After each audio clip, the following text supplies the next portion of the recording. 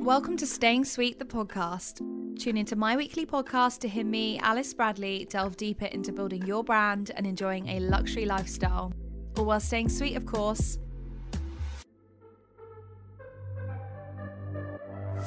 Whether you're looking to level up in business, start something of your own, or balance a more exciting, fulfilling, and healthier lifestyle, each episode will be created especially to inspire and encourage your own success so you can really have it all. Plus, don't miss out on the Staying Sweet specials, a series of exclusive interviews and conversations with Alice Bradley's network of inspiring entrepreneurs and brand owners. Always protect your sweetness, your light is not a weakness. Don't forget, there are new episodes every Monday. For daily content, you can check out my Instagram and you can follow me at alicelucybradley. Stay sweet.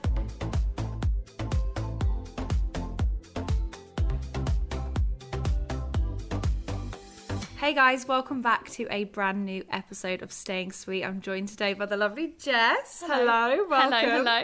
She's very shy. She's looking at me very shy right now, which is surprising because we've spent the last 2 hours chatting away. Yeah, but it's different when you're doing something you've never done. Like, I've never done a podcast before. I'm very excited that this is a first for you. So you've took my podcast virginity. Your podcast virginity. Firstly, I just want to say welcome. Jess is one of the leading girls on IG, I think. I feel like that's a bold statement. I think you really carried a lot of people through lockdown. I think so. I mean, I'm not going to knock myself because last time I did, the £50 note fell over and you were like, Jess, the universe is shaming you for not being successful or not thinking you're successful. Exactly. So you probably don't know, but Jess has a £50 note in a frame in her apartment place. And yeah, I feel like it just sums you up entirely, to be honest, doesn't it? Hang on, we've got to expand. It also says, thank you for all the money I've received in my life. There we go. It's a manifestation we're already tactic. talking about manifestation. And how long have we been in the podcast episode? I don't know. A minute. There we go. So firstly, we want to touch on some updates for the week, anything that's been going on in your life. And this episode is going to be all about you. So I hope you're ready. I hope you get comfy. Cancer trait, do you not feel like it's really awkward talking about yourself all the time? It is, but you kind of have to learn to do it with this type of industry. If you don't show up for yourself, then no one else will. It's really weird. Like on a vlog, I'm so fine with talking about random stuff through my day. Yeah. If it's another thing, I'm like, I don't know how I feel about this. Yeah. I think for me, the hardest thing getting used to was saying, oh, like, thank you for watching. Because they're not watching, they're listening. And it's a whole different like user experience. They're basically seeing your personality from a different avenue. So I'm hoping this podcast episode is going to give you an extra insight into Jess's life and what she does as a creator. I feel like creator is such a small title for how expansive it is and what goes into being a creator. And yeah, I think you'd be a really great person to kind of get an insight into the world of influencing and like content creation to my wider audience. So firstly, let's touch on some updates for the week. Has anything happened in your life in the past week that feels like a positive shift or something to shout about or a win for you? I'm trying to think what's even happened in the last week. I mean, we had 22/2/22. Yeah, yesterday. That was yesterday. Did you screenshot it? Did you screenshot the time? No, but James texted me at 22:22 and said, I love you. And he was like, did you notice the time? And I was like, I just love that you know these things mean something. I love that. So that's another sort of like manifestation portal, if you will. That's really lovely that he did that. He's so cute. Because I wouldn't say he doesn't believe in it, but he's very much like, he's done like the odd bit of manifesting, but I feel like me and you are very like, we are big on manifesting. Like you don't have to convince me. Yeah. Whereas like, I feel like he definitely did that to be like, because he knew it meant something. Yeah. Which is actually really lovely. Really and sweet. I think being, I guess, in a relationship with someone that's into manifestation, you have to accept that there's going to be angel numbers everywhere and everything's a sign. Sometimes he is like, oh, it's getting a bit culty, Jess. We need to slow down. And I'm like, oh, it's fine. Oh my goodness. So for you, I think, has there been any like moments this week that felt particularly positive, or did you feel the 222 thing felt like a time to manifest? Were you on that manifestation? Do you know what? I feel like the last two, I think you've said this as well, like we've just talked about it, but I think the last couple of months have definitely felt like a really big magnetic shift. And like we had the start of the year where everything was like all up in the air. We had the Mercury retrograde, everything was going wrong. Yeah. And then it was going wrong on such a level. Oh my God. Do you remember all our voice notes? They were like, I don't know what's going on. I'm stressed. I don't know what's happening. But it was like a mutual, like, is the world actually going to end? Because that's what it felt like. I've forgotten what happiness is. No, it was a lot. And I think the last couple of weeks where we've come out of that, everything's just starting to fall into place. Like I found this year, I'd say maybe like the last 3 or 4 weeks, I feel like everything just feels more aligned. Like, you know, when you get that sense of calm where everything just comes into place. Like I did all my intentions the other day. That's nice. I've been listening to like, I've started listening to, plugging another podcast, sorry. No, go But for I've been it. listening to Law of Attraction Changed My Life, which I've mentioned to you, Yes. and it is such a good podcast. Yeah. And I've added it to my queue. I've not started it yet. I think you'd love her because she's so funny. Yeah. Like Fran is, I think she makes manifestation very achievable and like attainable to normal people. If she ever listens to this, lol, let's tag her in it and see. Yeah, let's do it. But, let's do it. Yeah, honestly, it's changed my life. Like it's so good. And I think starting that at the beginning of the year and being in like book clubs where you do self-help books and like the magic and stuff, which we were just talking about. I've actually got a video coming soon of the magic and how it worked over a month and like proving it and stuff. But I think everything's just felt more aligned. Yeah. I felt and the like shift things just as keep well, happening massively. I think as well with the first sort of few weeks of the year, it's hard because everybody's so goal focused and we all joke about the new year, new me thing, but everyone's kind of thinking about it. And I felt like there was a lot of traction on Reels and TikToks for vision boarding and this pressure that it had to be this like wild goal setting time when you could be goal setting right now. Yeah. And I think it's not to say that February, March time isn't a time to set goals and achieve goals. I think there's a lot of pressure at the beginning of the year to have everything organised and straight. And I think with the retrogrades going on as well, oh my God, it was just like too much to handle. I think as well, there's a big like, there's such a focus on like 1st of January is when you set goals. But then there's no, like, if you didn't set goals in January, it doesn't really matter. Like, you can set goals today. Yeah. And they could be goals for a month, a year, 2 years, 5 years. But then people wait till next January to do it. Or they wait till, like, a birthday. Like, birthdays, I feel, are such a milestone. Massively. The pressure as well to change in some way for that next year. It's like, it's literally a day. Turn 30 kids, it's great. No, I do think that's one thing I've noticed in the last couple of months. Like, with turning 30 in July. Yeah, because it's like, where we've grown up, it's like you should have done all these things by the time you're 30 is always a very pivotal age, I think. Yeah. And when you are nearing 30, you're like, okay, well, I haven't got kids yet. I'm not married yet. I don't own a house yet. Like, oh, well, maybe I should own a house by the time I'm 30. Like, why don't I own a house? Or you kind of focus on all the things you don't have rather than being like, do you know what? I don't own a house, but I live in a really nice flat, which is what we're currently sat in. Yeah, like, which, by the way, guys, is absolutely unreal.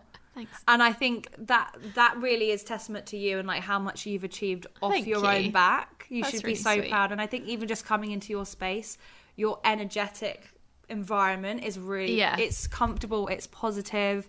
I think, we really do beat ourselves up about what other people have that we don't have. And we forget how great things are for us in the moment. And we're always working on the next thing. And why haven't I got this? Or even as something as silly as story views, like we were literally just talking about it. Engagement's crap. Like, hang on a minute, how many people have shown up already, like on our stories? Like, I think we need to be so grateful for what we do have and what we have achieved. And I think the fact that the fact that we're sat here recording a podcast in your lovely apartment, guys, it's unreal. I'm going to link Jess's vlog channel so you can check out her space. I need to actually post on my home account. I haven't posted on it. Have you not? I've only got done a home about 6 account as well. Yeah. I will link that as well, guys. I think creating a safe space and a great environment for your workflow is a really great like testament to what you've achieved and what you've created as well. So I think we're in a nice space. We're recording this podcast. We've got our Starbucks going on.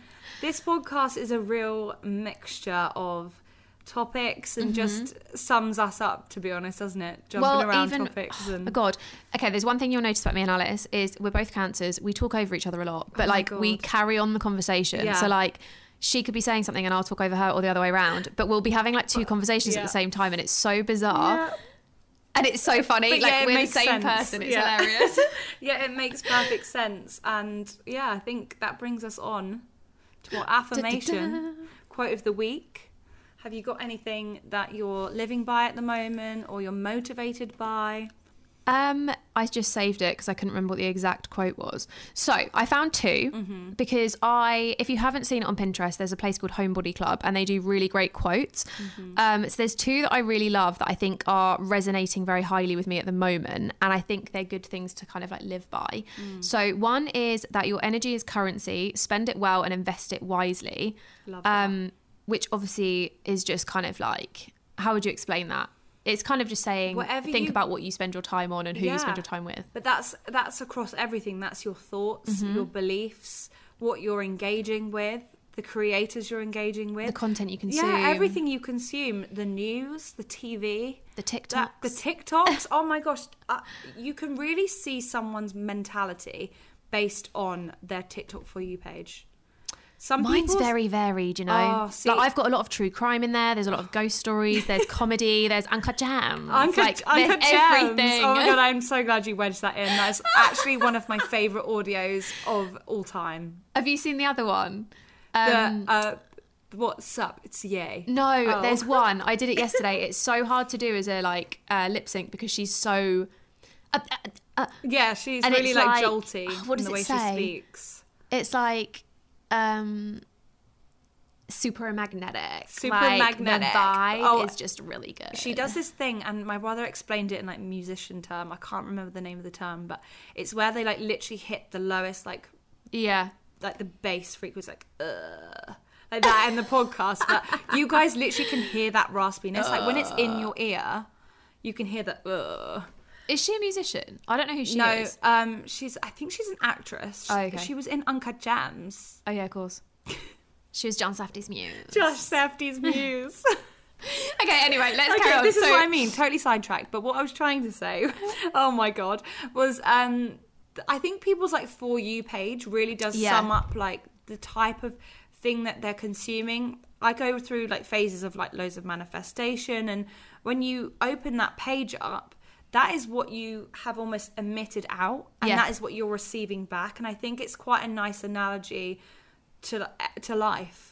Whatever you emit out, you will kind of receive back. And I think when you're a brand and you're building a presence on social media, what you put out is what you'll inevitably receive. I know some people, unfortunately, big creators receive a lot of backlash and hate, and things that you post will gain traction in a negative way, but always showing up as you and putting out the best that you possibly can should ultimately lead to you kind of receiving back that goodness. And I think you're one of those creators who does really put effort into how you engage with your audience, how you speak and communicate, showing up almost like a friend, but in the same respect having boundaries as well, which I think is really important when you're a creator, because if you allow too much access, that's when it gets a bit dangerous, and I totally agree. The line is really blurred, and you don't know where you stand. So let's talk about that. I feel like that's a really interesting one. I was actually going to just chuck in the other quote because you kind of just touched on it. Oh my God. So the other one was, don't listen to criticism from someone that you wouldn't seek advice from. And I feel like it fits really well with what Alice just said, so I just thought I'd throw it there. No, I totally agree with that as well. It's that boundary of these people have access to you, but would you ever be friends with that? I know it sounds a bit harsh to almost say that, but sometimes yes, but other times the kind of engagement that you might receive might be from someone that really doesn't understand you, even though they consume everything you do. Yeah. And I think as well, like, we're going to obviously touch on this in a minute, but I think there's a big, like, how do I explain this in the best way? People can interpret things differently because you're like, for example, we show maybe 5% of our day. Like I've filmed in total today about 8 minutes of vlog clip. You're probably only going to see like 2 minutes of that at best. And it's what I've chosen to say. But then you get the people who criticize on that little percent because they've read you wrong or they've perceived a different part of you and they don't know. Or you've said what you're like, adjective that was not right for what you were trying to get across, but it was all misconstrued. And I think actually a really good example, and I can't believe I'm bringing it up in another podcast, but Molly May saying the whole 24 hours in a day thing, I think I see it from, she wasn't correctly media trained. She panicked and answered with a Pinterest quote, effectively. I mean, it's a quote we've all heard. It's a quote we've all heard, a quote we've all used. I just think it was just said in a, oh gosh, it just all kind of came out in a flurry. And sometimes you do say things like when you're in your own room holding a camera, it's the same sort of vibe, but she had that added pressure. I don't know whether you even feel pressure now, but on the podcast, but do you feel like you have to like think of things quickly? I mean, sometimes it's really easy and comfortable, and other times it can be a lot harder. But I think with a vlog, when you're cutting things down and fitting it to sort of the time frames of your vlog, and you fit your own narrative. Video, you fit your own narrative. You've got an idea in mind about what you want to talk about that day. I feel like, have you had any instances where people have totally misconstrued what you've said? I feel like it's, I don't know, but I had one recently. I was talking, you probably remember this, I was talking about my downstairs neighbours and how I don't understand how my downstairs neighbour I can hear. Like, they slam doors constantly, they're really noisy, like he shouts a lot. And I had like made a comment on stories, like joking around, because I don't even know how you describe my sense of humour, but I can be quite sarcastic. And I think if you know me, you know the way that I mean things, or if you see me a lot online, you know like how I joke. And this person was like, you're so passive, like grow up, don't be a little girl, like just go down and speak to them, like blah blah. And it was just really odd, because I was like, I don't think that was said in a passive way. And I kind of had just said it like, oh, they've been driving me mad all day, like I'm trying to film these videos, all you can hear is them slamming doors. So I just stomped around a little bit to make a point, very Friends-esque, like just stamping a couple of times on the floor. And it really took me for like, it kind of just shocked me, because I was like, oh my God, I've never, not to my face anyway, been called passive, but I was like, it's just really bizarre. But also as well, it's that assumption that they know you and they know everything like about your vibe and how you'd react normally in a situation. Sometimes you do come onto stories to kind of vent. Exactly. Which is hard, because obviously you want to be candid with your audience, but also if you're constantly thinking about, okay, am I going to offend everyone every 5 minutes? It's hard to really strike that balance. I think now that we have to create so many different types of content, I feel like it's so easy to go wrong. There is, like, genuinely, I don't know how we keep up. You've got Reels, you've got Stories, you've got Posts, you've got TikTok, you've got YouTube Shorts. YouTube Shorts. Oh my God. And now all of Pinterest. Now all of that is going on to Facebook, which I'm noticing. They have Facebook Shorts. I mean, I don't really open Facebook, I'll be honest. But... No, but obviously if you're a creator, I guess people are thinking, well, there's an audience on Facebook. I just basically link my Instagram stories to my Facebook account. Same. Just to kind of show people if people are interested. I do have quite a few thousand friends on there. Probably a lot of them I don't know. It's really bad. I do need to cull it, to be honest. But I don't need to see Joe from bloody year 6 showing me what he's done on. Do you know what I mean? I know. I don't care what you're doing with your life. Kids assembly, we were never friends. Year 2 assembly. It's like, oh, okay, right. Yeah. Do I know you? Literally. Yeah. Never spoken to you. We just have each other because we were school friends. But it's interesting that we have that mentality with Facebook and not Instagram. Yet with Instagram, it's like, give me more. We want to consume more. I love Instagram stories. I think you can learn a lot about someone, and you can really see someone's personality based on stories. But you also don't see everything. And I think it's really interesting. I think one of the topics that we really want to talk about is the impact of sharing stories and investing as you versus investing as a wider brand. Yeah, like we spoke about it. So obviously you have a lot of creators online. Everyone's different. Everyone has their own niches. And I had a bit of a I wouldn't say an identity crisis, but I had a bit of a wobble last year, and I was like, oh my God, like I don't know who I am online anymore. Like I don't know what to do. And I sat down with someone close to me and was like, I don't know what to do. Like I don't know if I'm a fashion girl, I'm a travel girl. Like I feel like I have so many fingers in so many pies. Is that even the term? No, that just reminds me of American Pie. No. All I'm getting is visions of him with the apple pie on the table. Oh my God, I've literally just thought of that. But it's very true. Like I just didn't know, similarly to you, because you do a lot of travel and fashion. Like, we're both very versatile. Yeah. And this person just kind of said to me, look, Jess, like people don't want you for like slapping a brand on your face and saying, can you just promote this? Like it's an investment in you as a person, that you are the brand. And I think there's so many different types of creator, where you've got the people who I think more heavily YouTube based, but they're the people who you invest. Like I think if I say it now, like you will automatically think of someone in your head, but there's people you follow because you want to see them. So whether they promote a bloody kitchen table or a Starbucks cup, like you're going to invest in what they say. You will invest, over like you have the other people who you follow specifically for style, or you have home accounts that you love. Like you follow different people for different reasons. which is why I think the accounts that I enjoy and I search for most are the ones that show up with their personality on stories and they vlog. I love to watch creators and influencers who now have vlog channels. I love a vlog. I just love watching other people live their life. Yeah. Sounds so stupid, but I do. Why? It doesn't make sense. But yet, here I am. I like add to my watch list. Me too. And I just get them all in there. In the gym. And I just want to know what everyone is up to. But not even in a weird sense, but just in it feels like a family friendship. Comforting. It's comforting, which you've got to kind of take that mindset into your own personal brand. And whether you are owning or setting up a business, whether you're just being yourself and showing up as a creator, you've got to really think about, okay, do I want to be a personal brand that shares product only and that's all I'm known for, or do I want people to know who I am and actually show up as me and let the things around that come to me? Yeah. Not to say that you don't have to reach out to brands when you are your own personal brand. You do have to do the work, but I feel like things are more natural and brand deals and things like that come more naturally when it is you. And you mentioned something about like a hair care brand, like when somebody, I think it was you. Did you say that earlier? I don't know. Maybe I heard that somewhere else. A hair care brand? No, I was actually, what was I listening to? Maybe I don't think it was me. Maybe it was a podcast actually. Maybe it was a podcast. Oh my God, that's hilarious. No, but somebody was mentioning about how somebody could be sharing their hair care routine every single day for like a year. Yeah. And then they get a hair care brand work with them.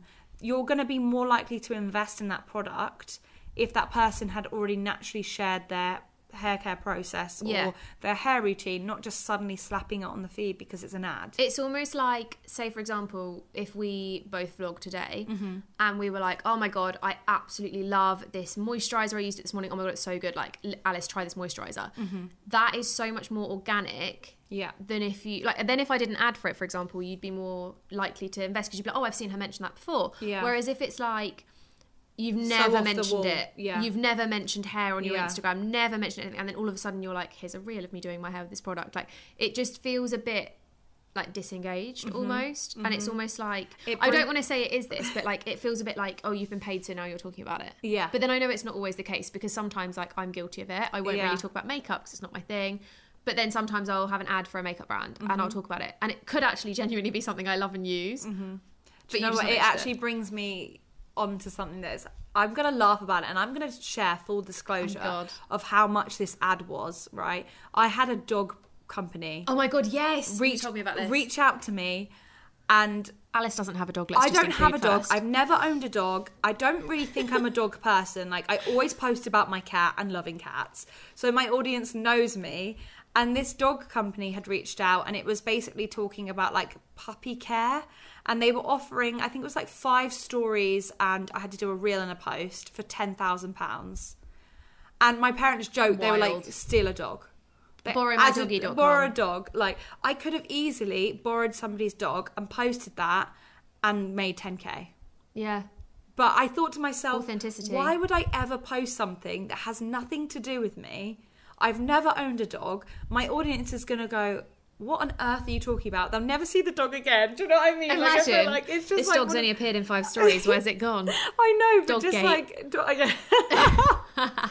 Oh my gosh, that's hilarious. No, but it's just like one of those things where you're just like, I can't do this. I can't physically get away with posting this. And my following and my audience are going to think, why have you done that? We see straight through you. Yeah. And I think... that's where with your product placement and how you create content on your page, I think is so authentic. Your fashion content is amazing. Thank you. You link a lot of products. Oh my God, it takes me hours. It takes you hours. Oh, hours. But I think people really want to know. Like, they're constantly asking you, even when we're out on shoot days and they know you're busy, they want to know where things are from. The ones I find challenging, my goodness.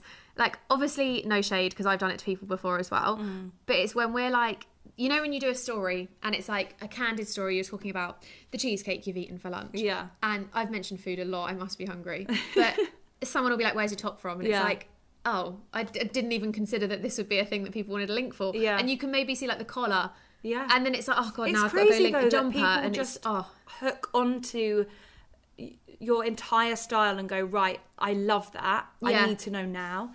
And I just feel bad when I can't link it. It's flattering, but it's also like, okay, I'm going to do this as quick as I possibly can, but you can't do it all.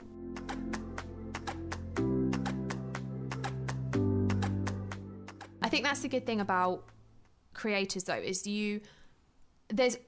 without being negative before a positive, there's always a few who just accept every ad under the sun and they'll promote anything. But I think it's really important to know, like, the people you follow.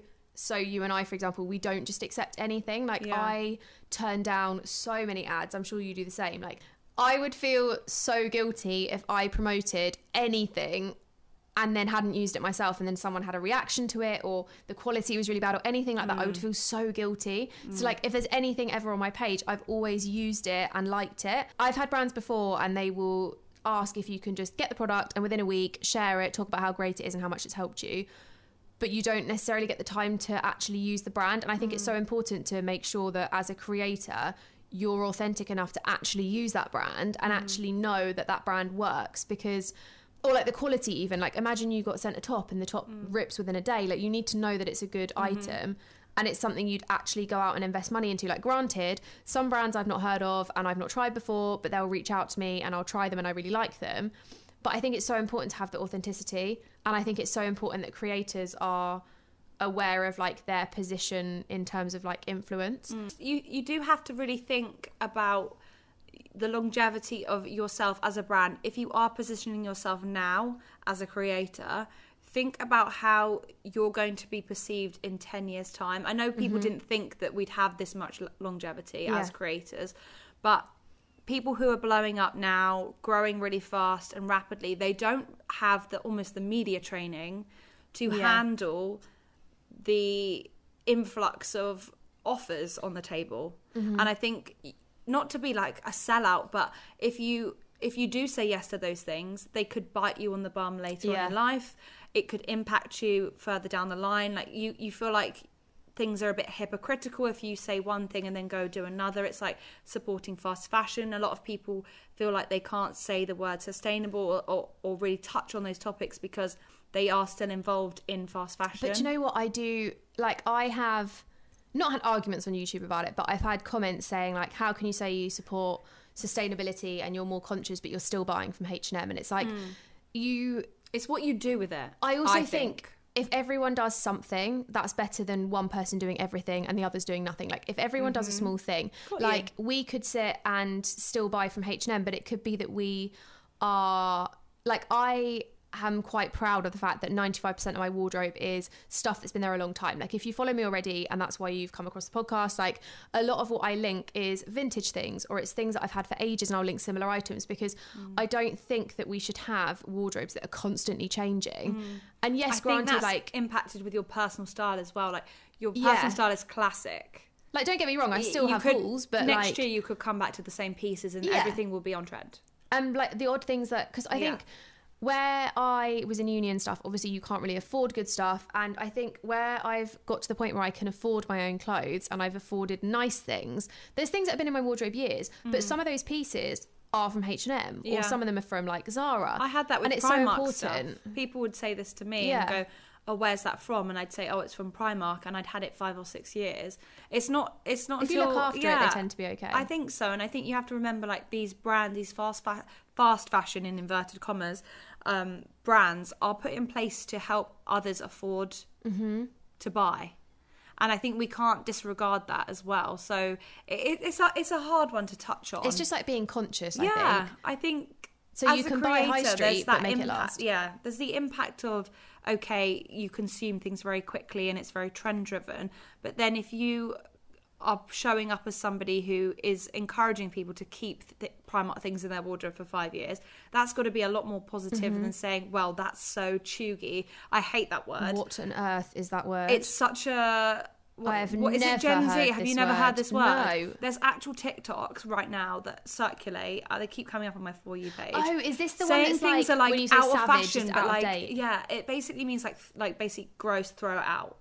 But it's a very young mentality. It's a trend-driven mentality. It's, oh, that's chuggy, throw them. Like, people are starting to say them for the like mini clothes Uggs. and stuff? Yeah. So like the mini Uggs thing came in. Mini Uggs are staying, I'm sorry. They're cozy Gen and warm. Z can just try and get rid. They're not going to get rid. But they literally like reintroduced them. So it's really interesting how the younger audience are in that mentality of, right, it's a hype, okay, now it's not. It's very high school. And unfortunately you're going to have that in all fashion eras. You're always going to have the mentality of trends.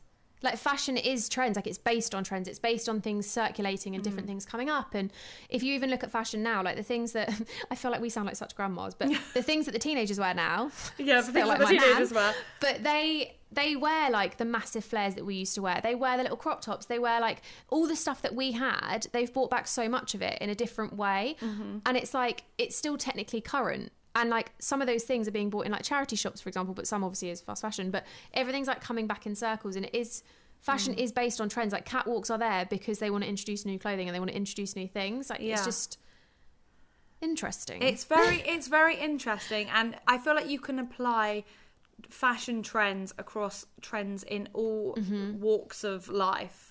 Doesn't have to be just fashion based. Like makeup, everything. Hair, everything is home. Everything is cyclical, and I think when you're establishing yourself as a brand, you have to remember that there are going to be points where things come in and things come out. You've just got to work out where you stand, and sometimes you do have to stand still when everyone's moving and going with the flow. Like I feel like you've been an account that's just stood the test of time, but you've always remained true to yourself regardless of trends and other external influences. Which, don't get me wrong, is hard. It's so hard. And probably why you found yourself questioning your identity. The thing. So in summer, I think coming out of lockdown, I think we all had that weird little crisis with our wardrobes where it was like, oh, I haven't really had to get dressed in a year, so what do I actually like wearing? And I remember buying bits of colour, which I do not wear colour. Like, colour is not my thing. I've got the odd thing now, like I wear like the odd little tiny bit, but I just don't feel comfortable in colour. Like, I find colour really... I just find it really hard to style. So in summer, I'd bought like the odd piece, and it was when like pink was a really big thing and everyone was wearing these bright colours, and it was just, I felt like I'd lost myself because I was like, I'm wearing these colours in ways that I would wear other things, but it doesn't feel like me. And then it's being able to like bring yourself back to be like, okay, what am I? Who am I? What am I about? What do I want to bring to the table? And kind of bringing yourself back to the point where you're like, this is who I am, rather than I could have got carried away and like gone off with the colour and then gone off to the next trend and the next trend and the next trend. Like sometimes trends just don't resonate with you, and that's fine. Like you don't have to get on every trend. Yeah, you can just skip it and move on. Yeah, like, there'll be other trends. It's not like that's like it. If you didn't like Uggs, don't wear Uggs. It's fine. You don't have to be a gorgeous girl on your Uggs. Like you can just bypass the trend and skim off, and you know, thank you very much, goodbye. No, I love that. And I think that really does come into play with like showing up authentically, being true to yourself, being someone who can be sustainable on a platform like Instagram and YouTube. Conscious. I like to call it conscious. Ooh. I think conscious is more sustainable. I think is a scary word because we all associate it with the brands that are fully sustainable. And I think understandably, a lot of those brands are a little bit more expensive, they're a bit more premium, and I think people associate sustainability with the eco warriors and the people who are so invested in like veganism and all the rest of everything that comes with it. And I think a lot of people at one point did kind of come for influencers and say, if you're using reusable water bottles, so why is your wardrobe not sustainable? Yeah. Or why have you got like leather trousers or whatever? When you're eating vegan. Yeah, but then I think it kind of comes back to that conscious thing of like, if you're consciously doing something, that's better than doing nothing. Like if you've being just aware. Yeah, like you can still like fast fashion, you can still invest in those brands, but just be more mindful when you're doing it, and maybe not invest so heavily in like hundreds of pounds worth of clothing. Or if you do invest in loads of clothing, like if you're going to get rid of it afterwards, which is one thing I like to talk about a lot with decluttering. Like sometimes I do invest in trends, and I think as long as when you don't want those clothes anymore, you're being mindful about how you dispose of them. So like giving them to other people, like friends and family, giving them to charity. I personally don't think giving to charity is the best option always, because I like to think about more like, we were just talking about this. Yeah, so like women's shelters, the people who cannot afford clothes but need the clothing, because charity shops, people still have to pay for them. A lot of the time it ends up on eBay if it's a good piece or whatever. So it's just kind of being mindful of how you then get those clothes to the next place. People are savvy thrifters. Yeah. They go in looking for the good stuff. They're not going to go in and pick up the cheap stuff. We do it. We go in and look for the good stuff. Yeah. I mean, I actually haven't been in a charity shop in a while, but I think Part of me does think, do we just not shoot today and just go charity shopping? Because you know what? Time's ticking, Alice. Ticking. It's nearly 1:30 and we're losing the light, my darling. We are. Storm Eunice has we are. given us... gosh. No, what is it now? Frederick? Franklin. What are the names of the storms? I don't even know. It starts at A every year. Does it? It starts at A every year? Yeah, every year it starts. Don't quote me, but I'm pretty sure. When will there be a storm, Alice? That's what I want to know. I'd quite like a storm, Make your own, Alice. hun. You be the storm. Woo! Storm in a teacup. Storm in a teacup. Yeah, I feel like this podcast is so random, but it's just like it's just us, isn't it? In a nutshell. I mean, this is us really trying to stay on track, but also accidentally ending up going off on a tangent because that's just what we do. We do that all the time.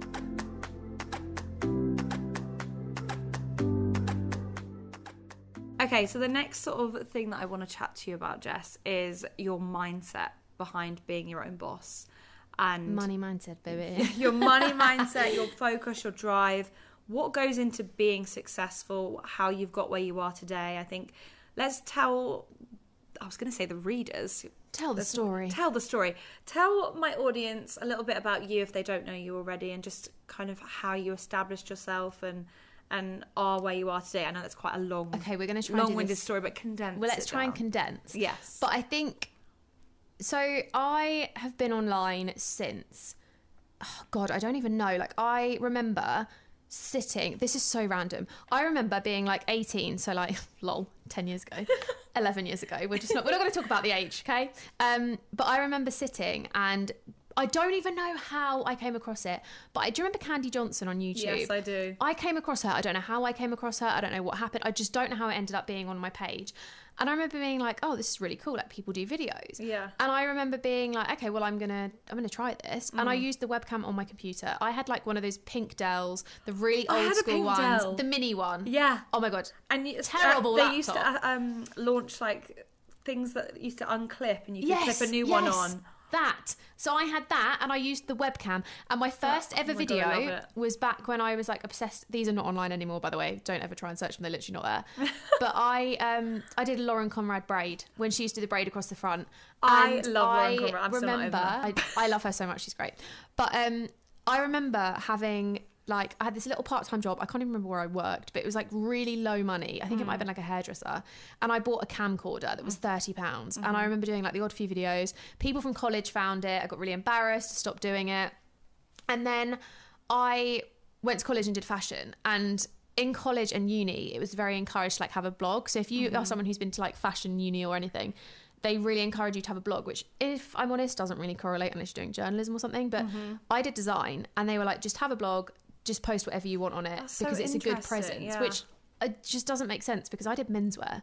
So this is interesting, because I did a journalism degree, but it was me and one other guy that had a blog. And were you not encouraged to have one? Oh, we were, but everybody bitched about everyone, and I'm going to call them out. The people in my course used to like laugh at everything that I posted. Yeah, same. And they still stalk all my stuff every day. Hey, I see you. But it's the kind of, I find you get the people who genuinely care, yeah, and then you get the people who care because they want to have something to talk about. And I think back then, because we're talking like, but it's interesting that a long time it was ago promoted now. And it was so important for us. Like, I literally got into uni, not based on my grades, based on the fact I already had a blog. Same. Because my work was good, but I also had the platform that I needed. Yeah. And I remember, that's so interesting. I did it in college, but not really. I started more on YouTube. And I remember one of my friends had Instagram because she had an iPhone 4. And do you remember the 3GSs? You couldn't get Instagram. Yeah. So I still had a 3GS, and I was like, I can't afford an iPhone 4. Like, my parents have like helped me get this one. Like, I can't afford to upgrade my phone. And I had to wait a whole year or something like, in my head it was a lot longer, but I had to wait to get an iPhone 4 to have Instagram. And then I had those really tragic like Instagram layout things where it was like a full length and then 2 little pictures of the outfit. All the Instagram filters, like these outfits, honestly, like, have you still got your OG pictures? No, I have. No, I removed all evidence. I need to really, I want to see in a minute. Cull. It's going to take a while. I'll find them, but you will. Bad. You will. No, mine, I mean. Oh, yours. I'll find them for you. Oh my God. Yeah. But so anyway, let's kind of fast forward. So I had it when I was 18, deleted everything, all evidence went. Then I picked it back up again like 3 or 4 years later. And then when I was in uni, it was strongly encouraged to keep this profile going. Like we just said, you got into uni for it and whatever. I actually remember one point in uni when I was going through my third year. We all know how stressful that is. I wrote my dissertation with a bottle of wine. Like literally sat at the kitchen island with a bottle of wine crying because I didn't know what to do. My dissertation was actually on skinny shaming and fat shaming. I bloody loved it. Like I thought it was so good. Anyway, so moving on. I remember doing daily vlogs while doing my dissertation, while in my third year of uni. Wow. And I remember having a phone call with my dad and he was like, Jess, like you need to give up this social media stuff. It's not like, it's taking too much of your time. You need to just focus on uni. Like you're near the end, like you need to really knuckle down here. And I was like, I'm not doing that. And I remember distinctly, he told me to just delete everything and just not do it. That's so crazy though. But then back then it didn't really make any money. Yeah, it wasn't like I remember being profitable. gifted and I was like, oh my God, people get free stuff. Like what? And then obviously money started coming in. And I mean, I don't know. I honestly couldn't tell you how much I earned when I was in uni. I think it was probably like the odd 100 here and there, but not anything to live on sustainably. And I remember sitting down and being like, no, Dad, like I can't give this up because I can only afford to be in uni right now because this is paying for my stuff. Like if you've studied fashion design or any kind of fashion, you know how expensive it is. Like creative subjects are so expensive in materials, in printing, in all that aspect. And then I quit uni. Well, not quit uni, sorry. I finished uni. I actually got first. But I finished uni. That is hard. Oh, bloody hell. I don't know how I did it, blood, sweat and tears. But I remember finishing uni and I got a job for like 6 weeks, hated it. And then I just went full time. And I don't know how I did it because I wasn't making even £1,000 a month, I don't think. And I lived with one of my friends. I paid probably £500 a month rent. And I just was like, I'm going to do it and I'm going to see what happens. And then I just have been full time since. And that was 5 years ago. And now this is my job forever.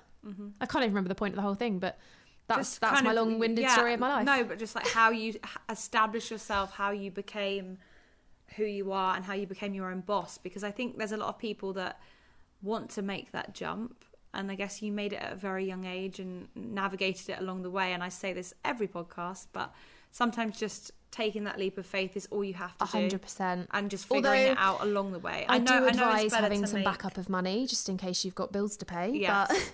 yes, we don't condone getting yourself into financial struggles. No, but I always say, like, if you're... Like, one thing I say to people now is, like, if your income is surpassed by your online income, so like if your actual salary is less than the income you're making online, do it. But I do think it's important to note that, like, with social media, if you are someone who likes security and really likes having the same lump sum every month, it's very difficult because I think you've got to almost remember that a lot of payments are late, brand work is very sporadic, like it's so hard to consistent. Like, I don't think I've had consistent amounts of pay every month ever. Like, it's always been completely different, whether it's like by a couple of thousand, whether it's by 100, whether it's by 50p, it's always different. And I think it is so hard when you know that you need rent paid, etc. Like, you have to almost just remember to save a bit more so that you've got the money to like cover yourself. So you have to be kind of financially savvy as well, which I think, such a learning for me curve. Was really hard because I had quite a negative money mindset, and it's still something that I'm working around. And some months feels great because I'm making a load of money, and then and sometimes it's super stripped back and I've got no money coming in, and I'm thinking, okay, I'm not making any savings this month. I'm literally spending all my money on getting myself back out there. How do you navigate the money mindset thing and always being positive despite things not being necessarily consistent? To be honest, I think a lot of, if you haven't done work into money mindset, whether you believe in manifestation or not, I think it's important. It's so important because you could listen to every financial podcast under the sun. You could listen to everything that tells you to save money. You could set up Plum accounts and Monzo accounts and all those kind of things. But if you don't have the right mindset with money, which could be because of your parents, it could be generational, it could be that you just have different, like, even little things, your beliefs around money are so important. Like, I have always had the money. I've always had a mindset of like, if money's there, it's there to be spent. And I used to just spend. I mean, I still kind of do, just spend money, and I don't even know what it goes on sometimes, like food. But you've almost got to know that if you're doing the work to sort your mindset out, then everything else kind of falls into place. Yeah. But it is hard. Like, getting a money mindset is hard, especially when you are used to a salary, because I think say for example you've got a salary that's like, what's an average salary, like 1.6, 1.8, something like that. That's probably quite a good salary even now. Yeah. I mean, I don't know roughly how much a month would be considered as like average. Well, for argument's sake, let's say 1,000. Thinking back to my grad job, I was on 1.4, and that was London wages, and then it was taxed. I wonder what the actual average wage in the UK is. I don't think it's. I think it's a lot less. I think it's a lot less because I was on what was called a good salary for London, and my job, even though my job, let's be honest, that was a big old waste of time. But that wasn't enough to sustain myself. No. All my money went back into me travelling. Literally, London just life. my travel. Yeah. And I was living with my parents. It's so mental. It's crazy. But then, like, if you think, say, right, so let's go off that. Let's go off 1.4. If you are someone who's got a salary of 1.4, and every month you know that once you've paid your rent and your bills and your car insurance and your food and whatever else it is that you need to spend on, if you've got, say, for example, £400 left a month, you know that that is £400 that you can save or spend however you want.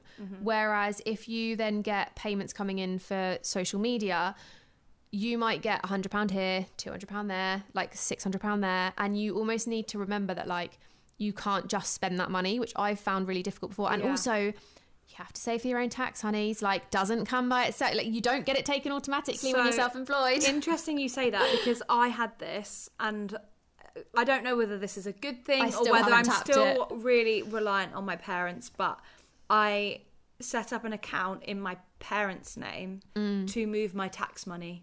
So I never see my tax money, because when you work for somebody else, you never see that money. It never touches your account. Difficult. But when it all comes into your account, you have it all. And also you have to physically pay a lump sum. Yeah, you have to mathematically calculate how much is going to be deducted for tax. Okay, then I'm taking away another chunk from my savings. Do you know what I always... And then my spending. Well, I say always. I try... which I think is quite a good tactic, but I always, for every single payment that comes in, I instantly take 30. I say I do this every time, I really don't, but I take 30% and put it in a different account, and I'm for your savings. No, that's for my tax. Okay, and then savings is more like sporadic or depending on how money comes in. 25, and then the rest is money I need to tide me over. Like, that's a really good way to do it. So money comes in, 25% goes to my tax account, which I don't see, I don't touch. I don't know how much money is in there, because, again, I'll be honest, my money mindset wasn't that great. I thought if the money is there, it's there to be spent. I'll move it over. I'll go, oh, I can afford that. Or it's like, oh, well, it's I've a got safety £100 in my account, but there's like £6,000 in that one, but so I can afford it. I'm paying for my accountant. I'm paying the tax bill. Like, all those things are adult spending. Also, little things like if you are or have been a student, you forget that you've also got the payments back for that, which have just increased. So annoying. Yeah. But like that, national insurance and tax can work out a lot. And then a lot of people I found this year, like friends wise and stuff, there's you get charged like half of the year coming up as well. So like, say your tax bill is £3,000, they predict what your tax bill is going to be for the next year based on like previous years, and then they charge you half. So if they think it's going to be £3,000 the next year, you actually have to pay like 4.5. And I think people always forget the little extra bit, which by the way can smack you. Yeah. But yeah, so I think the money mindset is so important, because when you just need to remember so many things. Yeah. Anything. And like you say, a bit like your sort of degree and factoring in material costs. Yeah. The material costs of being a content creator or being a brand, there's more to it. When you go and work in an office, your paper is paid for, your ink is paid for, you know, the coffee that you drink out of the filter coffee machine is all paid for. The pens you write with, everything that we do is factored into our business cost. And I think you have to really get clear on your money mindset and really just learning to have to reinvest a lot of your money back in for a good few years. And I think as well, little things like you said with like pens and paper and stuff, learning taxes is genuinely one of the hardest things ever, and I still don't think I need to get someone on this podcast for like who just knows. But I've still never come across anyone who's really nailed it. Patricia Bright is a very good one to follow for like taxy kind of things, because she does a lot of finance talk shit. Good. Is it The Break? I think it's called The Break. Yeah, I need to watch her really content more. It comes up. Do you know what as well? I think it's really like shedding some light on my own beliefs and and feelings about money. But I always save and add money related or finance related content to my watch later, and I don't watch it. But is it because it's I think it's because I'm scared. I think it's because I feel like I don't know enough. Yeah. And it's like, oh, I can't. And I just get so flustered. It's also, I find numbers very overwhelming. Like, I like Chasing to try, payments. but yeah, that's another thing. So you That can't stresses even me out. guarantee the payments coming I feel guilty in. for chasing a payment or Me adding too, a late but fee. I think I used to feel really guilty, but then I just think of it from a different perspective of like, if you are a brand and you have loads of money and you are choosing to pay someone to do work for you, you've got a team of people who are sat there to send payments out. Like, you should be sending that payment on time. Like, there's not really an excuse. But then to them, we're the bottom of the pile. We don't matter. Whereas to us, like, that's the difference between us paying our rent or not paying our rent. That's the difference between us eating that week or not, depending on like how much money you've got or whatever. Yeah. So I don't feel as bad chasing, because I think if you're owed money, you should be chasing. You should be expected to be chased if you owe someone money. Yeah. Like, if my friend owed me £500, I'd be harassing her every day. So I don't know why we get this taboo of like, it's almost like the guilt, isn't it, of like not wanting to, like, we're too British to be like, we're like, oh, Excuse me, where's my money? Yeah. But then also late fees are a legal requirement. Like, I've got friends who work with freelancers for different projects and stuff for like completely different fields of work, but she was like, without a bat of an eyelid, like, freelancers send over late fees because it's legally required. Like, there's a website called, I think it's Don't Pay Late, and it tells you exactly what you need to be charging. And I mean, the Bank of England rate is actually really low. I think it's like pennies, but you can charge like £70 per other invoice that you have to send, and you can only send them like every 7 days or something. Wow. But it's so important, because if you there's me undercharging. what's the word, it's a inconvenience of like, what if that's late and you've now got bank fees because you're in your overdraft? You've got to pay that off. I've had it with a few brands and even my work as a photographer, and it's hard because when you're chasing those payments, it's taking up your whole day. Yeah. And I have like a red file, which again, it mildly gives me anxiety because it means that if something goes in the red file, I have to be kind of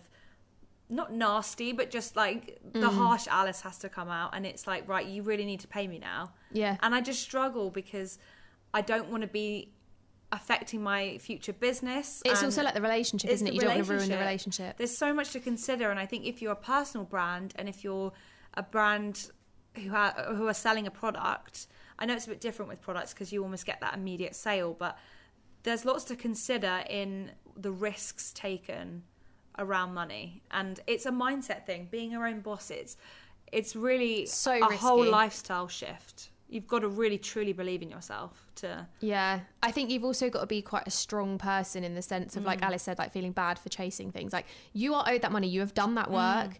You should be paid for that work. It's like, I always notice the people who are too nice to chase end up waiting months or years for payments. Like, I know people who are waiting on payments from like 2 years ago because they just don't chase, and they feel bad for chasing. Was about 5 months, but I was on it because it was a big chunk of money. Actually, probably my biggest paid bit of photography work ever, and I was so excited.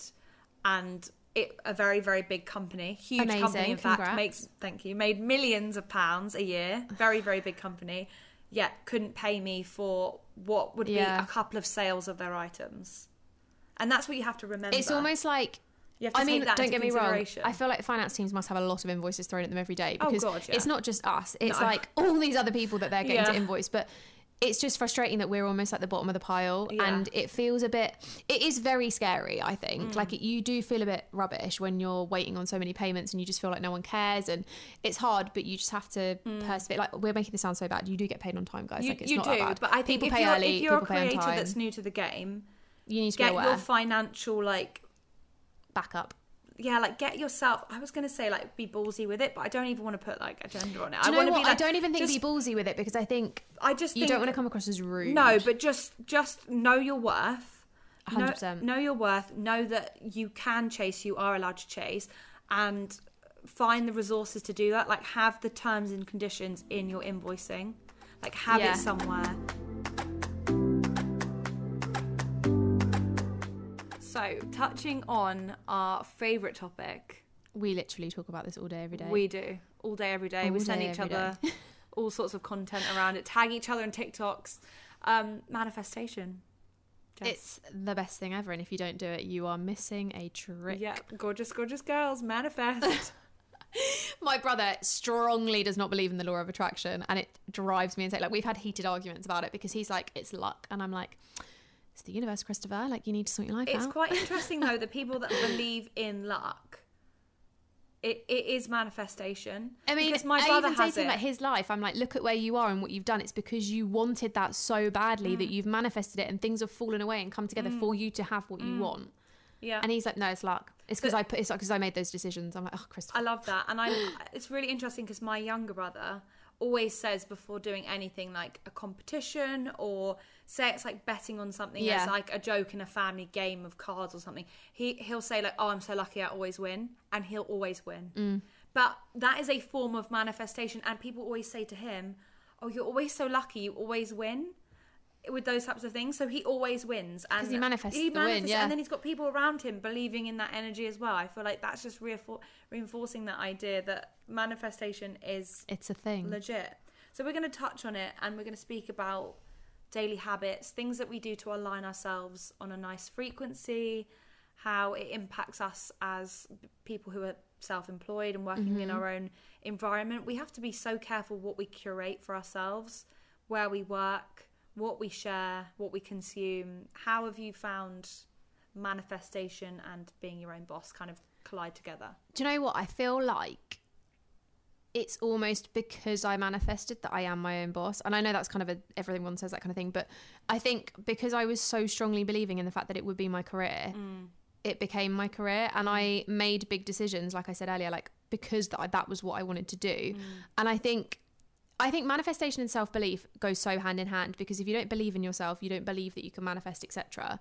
And I just think it helps, because if you're not, it's so hard to explain it because there's so many avenues of like the law of attraction and stuff. But if you think that the energy that you give out is what you're getting back, if you're giving out this energy of like, oh, I'm making no money, I'm getting no followers, my followers are going down, my engagement's going down, like all these things, you're attracting more of that. Like, you're attracting followers going down, you're attracting no money, you're attracting no brand deals. Whereas if you're thinking, I'm so grateful, like there's two ways you could think about it. Like, future wise, I'm going off on such a tangent, but like, you have to almost just, like we said, be so grateful for what you've already got, but also know the good is coming. And if you're positive, like, oh, I know I'm growing at a really good rate, I know that I get brand deals because I'm good at my job, I know that I'm this person, like this, like, it almost comes more to you. And I think with our job, because your salary is not confirmed, you almost need to really believe in yourself. Yeah, it's like a super confidence. Yeah, you have to have. Yeah, I agree. And I think as well, touching on what you just said, when you emit something out, essentially what you're going to get back from the universe is the frequency that you've already sent out. So without sounding really woo-woo, you send out something in the hopes that it will be bounced back. Yeah. And you want to be proven right. So the universe almost works in your favour. So if it's something negative, say for instance, me getting to you, driving all the way to your where you live. I'm not going to say where you live. But that journey, I could say, gosh, I hope there's no traffic. I hope there isn't a tree in the road. I hope I don't come across every red light. All those things I did have. But it's one of those things that I have to really be intentional about, because the minute I start thinking negatively about the car journey, the universe is going to reciprocate my energy back and go, oh, okay, here's a red light. Me and James always have, like, he gets so angry with me for it, but he will drive along and he'll be like, oh, the drive to yours is always so long. And I'm like, well, you've just manifested that now, because now your drive's going to be shit. And guaranteed every time. He always gets stuck in traffic and I never do. And I'm like, oh. Yeah, you will see things come into your life that confirm your own belief, and that ties to everything. It ties to money, it ties to what you believe in yourself, how you achieve your goals. And I think sometimes the biggest goals you achieve happen because you believe something so out of line with what you could ever hope for and dream for. Sometimes you have to be so ridiculous with your dreams and your intentions. You really do. But you have to have this like unwavering faith that it will happen for yourself. Like, I literally said earlier to Jess that I was like, right, well, okay, this podcast I'm creating right now isn't making me any money. It's an extra thing to do. It's an extra thing to create. But I know one day I'm going to be in a studio. I know this is going to pay off. I have such belief in it. Yeah. I've always known I wanted to do something in radio or talking or hosting in a sense. And I think showing up as that person is the only way to do that.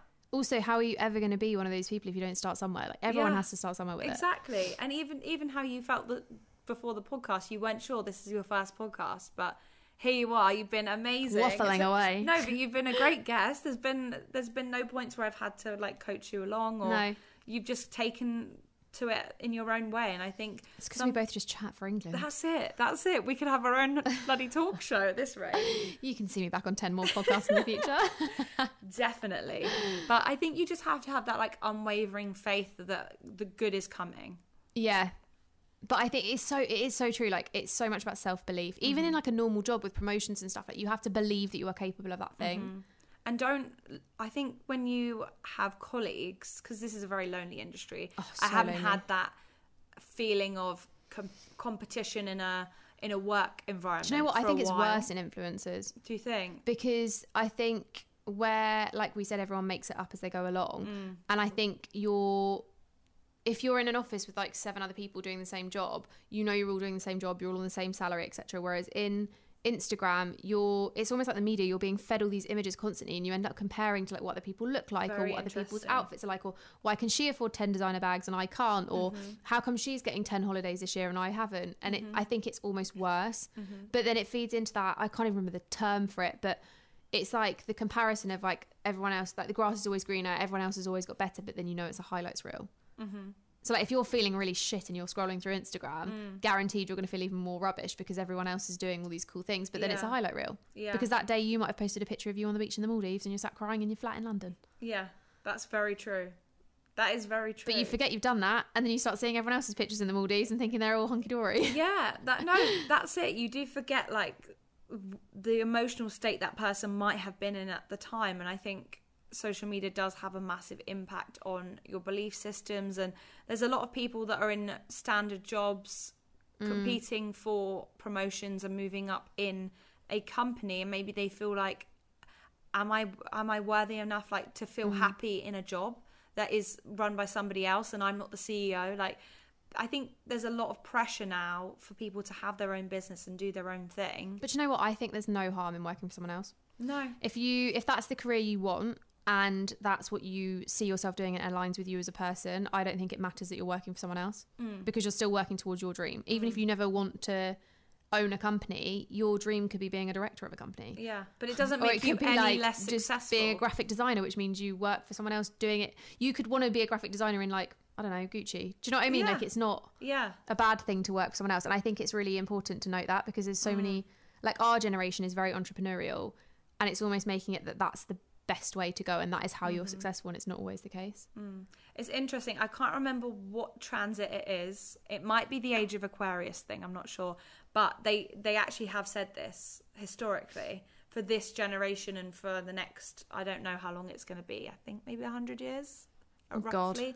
Could be, I don't know, don't quote me guys, but I read a lot about the impact of the kind of Asian era that we're Alice's in now. hinge is just popping on her phone in front of me. Oh my god, my hinge! Oh my god, my hinge! I just saw it pop up, and I was like, a hinge notification. Got a hinge message. Do you know what? Whenever I come to Jess's area, I get a lot of notifications. Oh, I do. Maybe I need to move. Maybe you need to move here. This way. Maybe that's your sign to move to my area. You did say you liked it the other day, and you needed to move out your parents. So that is very true. Positive have a spare room, manifestations and affirmations. No, what was I even saying? I've totally Age of Aquarius. That's it, Age of Aquarius. This idea that we're very entrepreneurial, and we're challenging a lot of traditional beliefs and ways of doing things. And I think things like the 9 to 5 and mindset, habits, manifestation, it's all very quote unquote we're very aware of ourselves, but we're very aware. Have you seen all this stuff as well? There's a lot of talk online about how like we're the generation that are dealing with generational trauma, we're changing generational trauma. So like, if you don't know what how do you explain generational trauma if someone doesn't know what it is? How do you explain it? Let's take the money. It's like beliefs. Let's take the money mindset thing. So let's take somebody like, say your parents said the phrase. So like your grandparents. Money doesn't grow on trees. You have to work hard for money, etc., etc. Yeah, you will always then believe that money only comes to you if you work really hard. Because then those parents, your parents, will then, without even meaning to, take on that burden of money. I watched my parents struggle hard, work hard for money. Things didn't come easily. They'll completely subconsciously do it, and they'll say, gosh, it's really hard to make money, and it's literally they're saying affirmations without even realizing it. And it's about undoing all of that and stepping away and rewriting your own beliefs, but not just challenging them, actually taking them out of everything you've ever learned. And I actually listened to something, it's not an easy thing to do. What is her name? Candice something. Gosh, why has her name gone out of my head? I'm gonna have to find her because she was amazing. I follow her. It's interesting though, isn't it? How like we'll come back to Candice. No, I found her. It's Candice Braithwaite. So actually, she spoke at a recent talk. There was a recent talk for the screening of Spencer, and I think she's a fashion journalist. She's a news personality, and now her TikToks come on my For You page, I think, because now I follow her on Instagram. And she was talking about how her family didn't come from any generational wealth or any wealth at all. She's almost like the first generation of it, and she's now taking her kids into that generation of having money.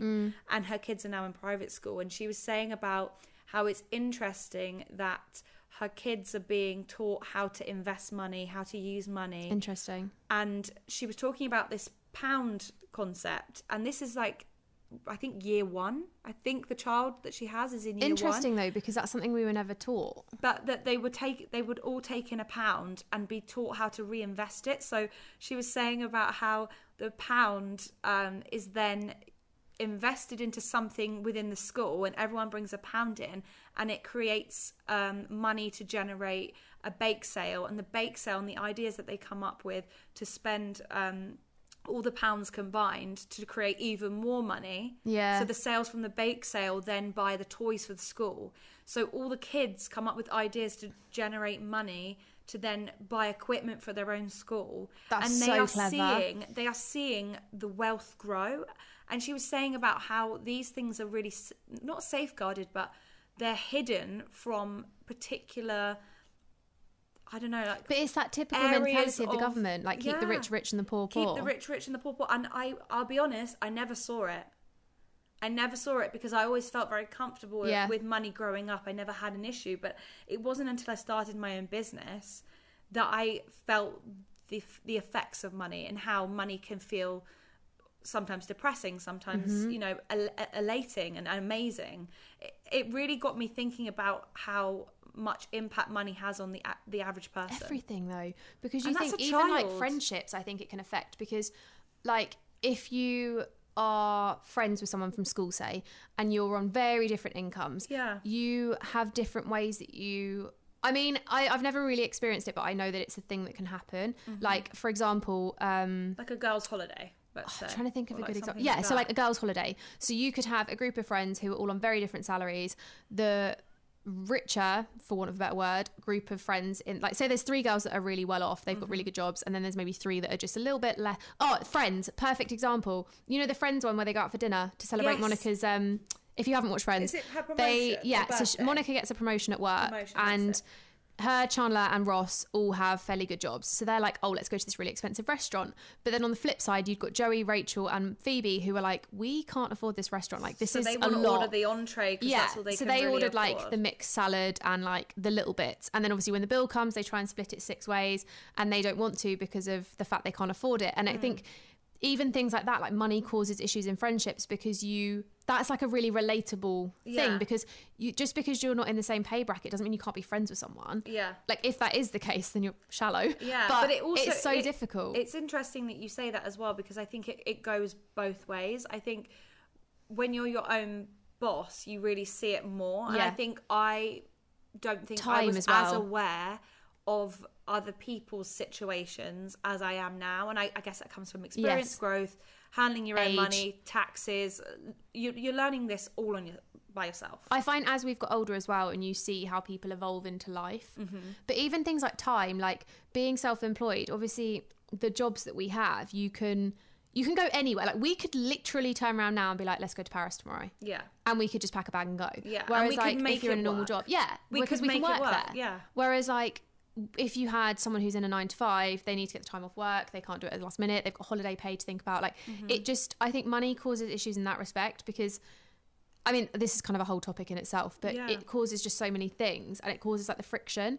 And I think that's kind of another part of, like you said, with the like money mindset growing up, because if it, like, do you know what I mean? There's a lot of factors to consider, and it's an interesting impact. And I think even what Candice Braithwaite was saying about her own children, and she said, I never saw this, I never had this education, and yet I'm exposing my children to this, and I'm so glad I can afford to do it.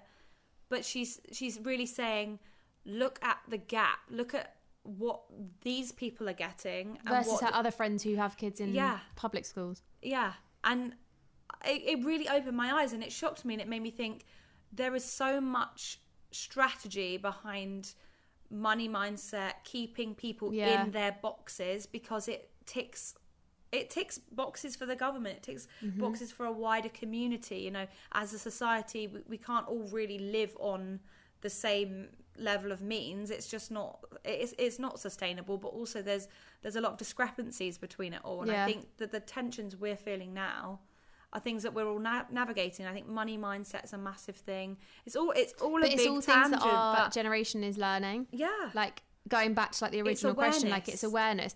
But even little things, like you think about what we've been taught. Like I remember growing up, I was always told, don't settle down early, travel the world, go see the world, go do this, like focus on this, focus on that, focus on your career. And I remember like getting older, and I was like, why are my friends so invested in like having kids so young? Why do they want to be married so young? Like, why don't you want to see the world? But I think because our parents lived a certain way, they almost teach us how to do it better than they did, which I think we would even do with our own kids when we eventually have them. Like, you want your kids to have a better life. So my mum was always like, I really regret not traveling when I was younger. So she pushes us to travel and pushes us to have a career and stuff, because she's like, kids aren't the be all and end all, but you need to live your life and know who you are before you settle into that. And like, I think, I wouldn't say she resented not traveling as a kid, but I think if she'd have had the means and could have, she would have. And that's why I think she wants us to. Yeah. But also things like getting married and stuff, like they just, our generation is like, get married, settle down, but don't travel the world, but also get a career. We're kind of like that middle ground of, we're like the first lot of people, I guess, challenging everything. Not just the marriage thing, but to be a millennial, but like the 9 to 5, the working from home or working remotely, owning your own business, deciding that manifestation is for you. Like, it's all very woo woo when you really do think about it. Thing is, our parents believe in it, but they just haven't said it. But there's an Elon Musk quote that he said before, and he was like, this generation is the first generation where you can literally sit on your ass and use your phone to make money. Like, your phone can be your job. Which I do support, but it does also scare me where things are going, which that is a whole different other God, we're not even getting onto that now. We're not even getting onto that. This is what I mean. This podcast is going to be so long. If you've made it this far into the podcast, like, hats off to you, because... you're going to have to do some serious cutting. Yeah.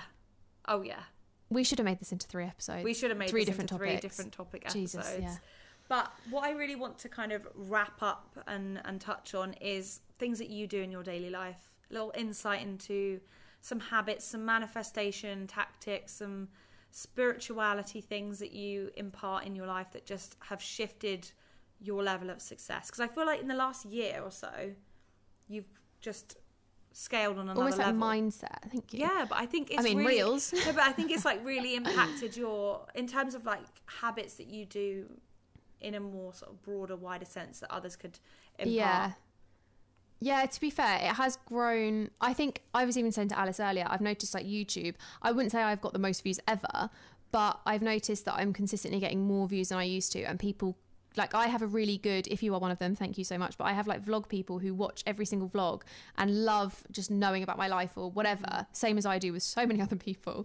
But I think finding like the habits when you work from home, which I think so many people have realised because of lockdown, is so important. So like I've started to, if we talk through my day, so like every day when I get up for the past like 6 or 7 years of my life, I make the bed without fail every single day. And people always comment on the fact that I put all these bloody pillows back on and stuff, but it takes me no more than a minute to make my bed in the morning. But every time I walk in my house now and I look around, I feel like things are just done because my bed is made. Like, if my bed's not made and I come back from the gym in the morning, you could have the cleanest room. You could have the cleanest room ever and a messy bed. If the bed's not made, the whole bedroom looks messy. Yeah, it's like Atomic Habits. Yeah, that's it. Or little things like, if you have vitamins you take, like make sure that every Sunday you sit and like put your vitamins in a pot, which is what I do at the moment. Like, I've got a 7-day pot, because and then I've got an alarm on my phone to remind me to take them, because I know that that is something that helps me feel better. Like I've got pills that I take, like I take zinc and magnesium and stuff for anxiety, so I know that it keeps me feeling okay. I've got my vitamin C's, my vitamin D's, like my multivitamins, etc. And I try and do that like every single day, because I think vitamins are so important to your well-being, and like if you don't take supplements, I think you should look into them. Definitely. Because even they the are ones so you important. gave me. Yeah, Jess the gave me some NutriBurst vegan ones. NutriBurst, because I find it really Gummies. hard to find nice vegan supplements or like multivitamins, but those ones, NutriBurst, I find gummies so good as well. Unreal, yeah. They I just love feel a like gummy. you're chewing a sweet. Well, if I get really peckish, this sounds so funny, but if I always have my vitamins after dinner, or like I have my vitamins in the day and then the gummies after dinner, because if I'm craving sweet, I'll have the gummies and then I'm fine. Yeah. Because they taste sweet, but they're taste good like for you're you. Eating a sweet. Obviously, don't go like eating them excess or anything. But But like little habits like that. Yeah, imagine. Just overdosed on that vitamin C. Whoopsie. What'd you do? Down the gummies. Oh my gosh. Oh my gosh. But yeah, like things like making the bed are so important. And I wouldn't say I write a gratitude list every day, because I think I think with manifestation, everyone thinks that you have to kind of fit into a box of like, you have to write your gratitudes every morning. You have to say affirmations in the mirror. You have to do this, or it's not going to work. It's like the 5-minute journal trend. I feel like it doesn't work for everyone. No, I am so what bad at works for routine. you. And I tend to do my gratitudes in the car. So I'll be driving along and I'll be like, okay, what am I grateful for this morning? And I'll just say them out loud. And I won't have a limit. I won't have a certain amount. I just say however many come to me in that moment. So I could be like, oh, I'm so grateful for the fact that I have a car to get me to the gym. I'm so grateful that the traffic lights were all green this morning. I'm so grateful that I've got a great day with a friend. Like, I'm so grateful that, like, I just keep reeling them off and just saying all these things. And I'm like, okay, well, I've done it. And it's like the just act of doing it without necessarily having to write it. Yeah. But which I think it works for different people. Something that I love to do not even as a daily habit. And I was thinking about it recently. I've not done it in a while. And I think that's why maybe lately I've felt more out of tune with what I want in the next couple of months. But I love to script, and I impart that with visualization. What do you mean by script? So scripting. So I have a dedicated journal which I write as if for something. But what I like to do as a bit of a hybrid is print off things from Pinterest and stick them in and then write around them. So it could either be that I write this narrative that fits the image that I'm trying to manifest, or the thing that I'm trying to have in my life, and write it as if, or I give an example. I feel like you need an example. Let's talk about the podcast. I think that's a good one. So an image, I think it was an image of a girl recording a podcast, probably in a room similar to this, I'll be honest. And she was speaking into the mic, and she had blonde hair. So I was like, right, that looks like it could be me. Stick that in the book. And then I wrote this narrative about the launch of my podcast. And when I actually did launch my podcast, I wasn't ready. I didn't have a plan. I decided the night before that I just had to do it, because otherwise my episodes were going to be like really out of date by the time I was planning on the launch. And I just did it anyway. And actually everything that I'd written down ended up coming to fruition, because I just got a bit detailed on what it is that I wanted from it. So I wanted people to engage. I wanted people to post that they were listening to it. I think you can do it with any goal. If it's manifesting your dream place that you want to live, being really specific. I've even got people even do it for boyfriends. I've got one. You do. I do. Alice has stories. We need to do like a story. I think we should do a vision board storytime podcast. We should actually. We're going to do that. one. I think we do that in a minute. Essentially, scripting is writing as if and being on that frequency that it's already been achieved and happened. So when you go back and read it, the reason I love to have it in a notebook is so that when I tap into it and I open this book, it's all positive. And it's all written as if it's already there. So I think that's the key to manifesting, it's like a future diary. And there's things in there, I'll be honest, that I've not achieved yet, but I know they're coming. I have a belief that there's a right time for them. And I have a dream man one. I literally have dream man. I've got a dream man vision board. Yeah, but I don't see why you wouldn't. Like I had...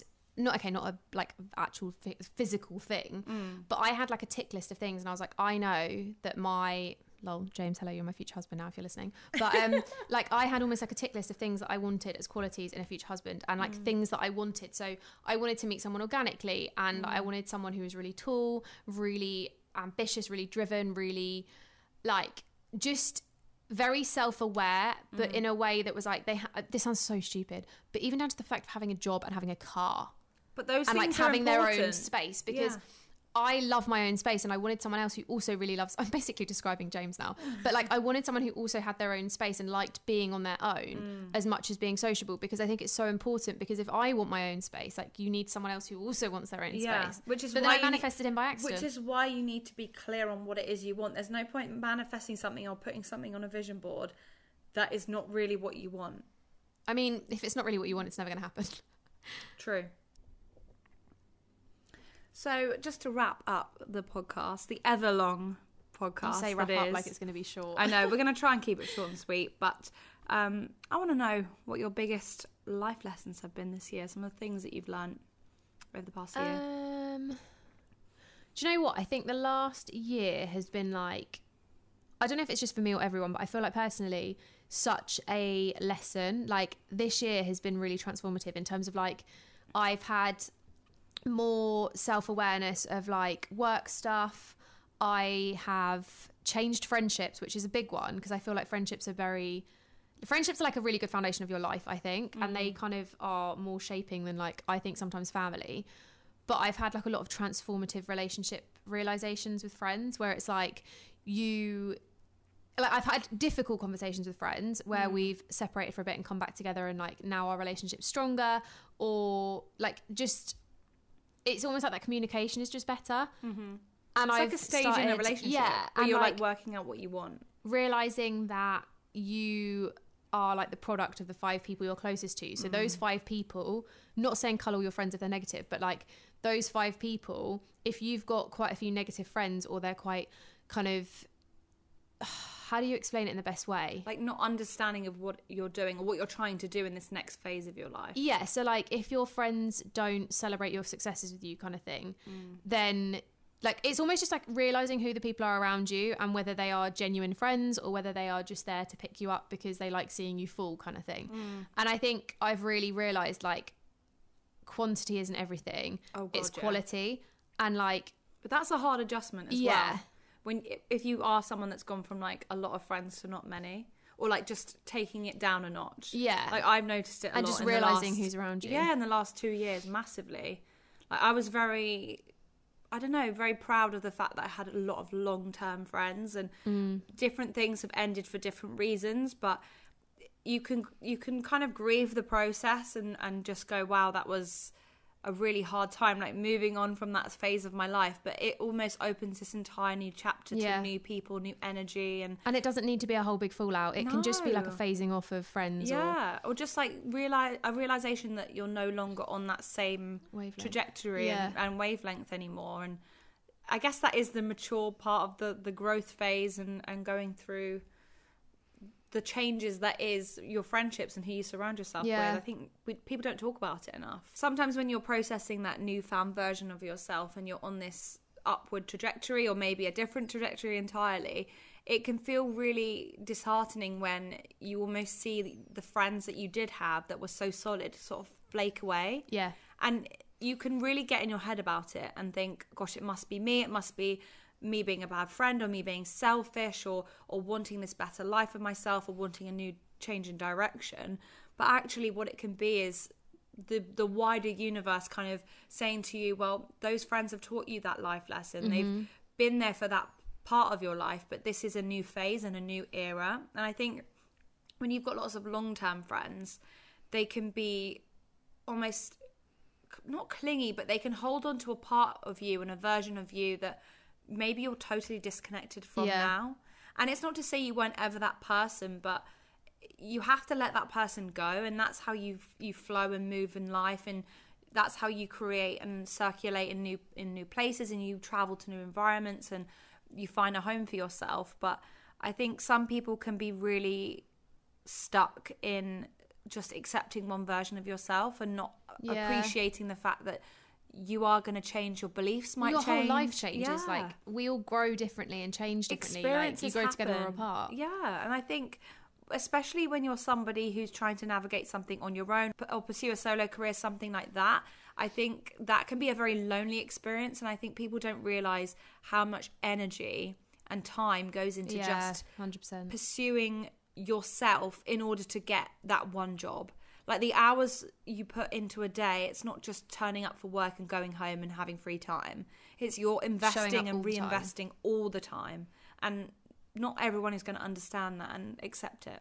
And also you've got, like, I've had friendships where it's been a lot more take than give. And I think we've all, like we said earlier, you've all got a cup that is so full and you can't just keep giving when the cup is empty. Yeah. But you also need a friend who gives back rather than just like taking. Like if I am in a friendship, like I want to know that the other person is also wanting to hang out and also wanting to meet up and also checking on me. Like I don't want to be the one that's always checking on you, and I don't want to be the one that's always asking you when you're free. Like I want it to be a two-way street. And it's almost like that mutual respect of like I said to Alice earlier, I have a friend who is one of my best friends, and the other day she messaged me and was like, do I have permission to rant to you? And I was like, do you know what, actually the fact that you've asked if you have permission to offload is and so... to exchange that energy. Yeah.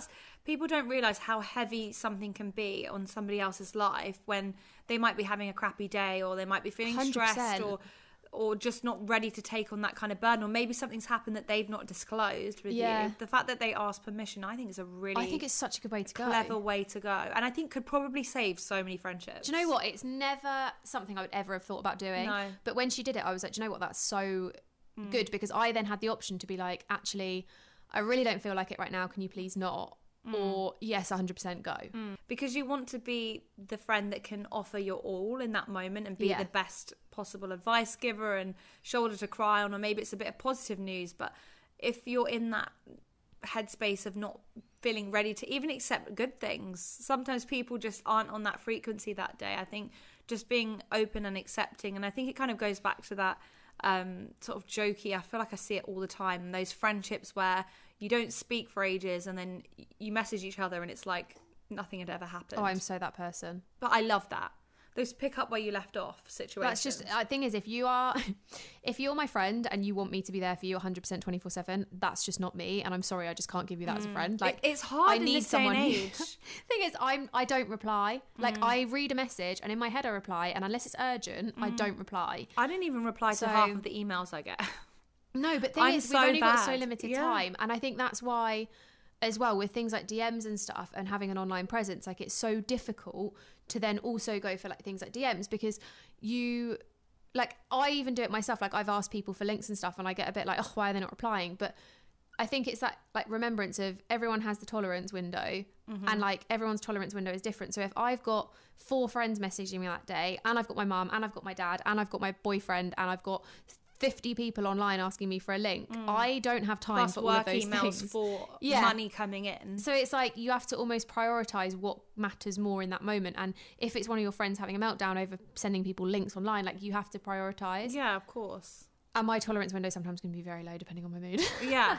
And also as well, it's really interesting to weigh in on this idea that, okay, we might post 100 stories to Instagram, but we're not always disposable. But we're not always accessible. That's and the word, accessible, not disposable. Yeah, I found it interesting at Fashion Week, because I had loads of people, friendships and other people that I kind of do know of, just reach out asking me really like long-winded questions, which in my own right, I'd love to sit down and do that. But I was thinking, right, I've got to get these stories out. And I had an ad that I needed to post. And it's Fashion Week and I need to also enjoy the moment. And somebody's chatting to me across the way and saying, hey, excuse me, could you post this? And I'm like, I'm going to like literally explode.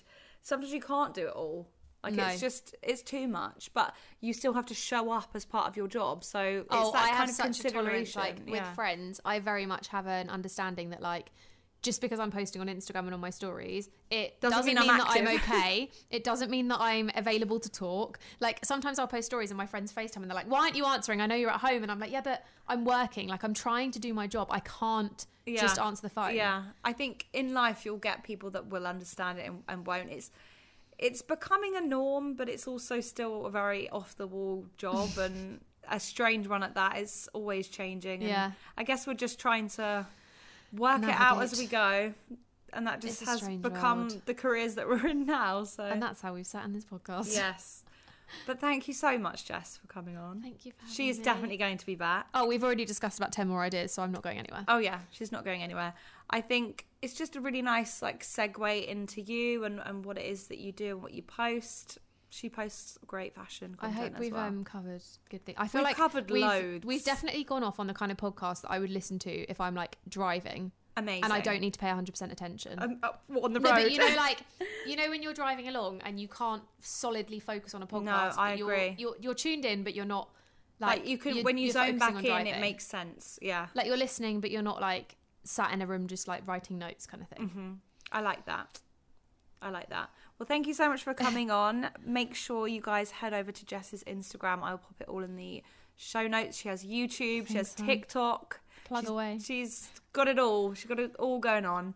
But yeah, you will definitely be hearing her voice on the podcast very soon. Yes. Thank you so much for guys. coming on. Bye. Thank you so much for tuning in to Staying Sweet, the podcast. If you enjoyed listening, please do leave a review and I will catch you next week for a new episode. Stay sweet.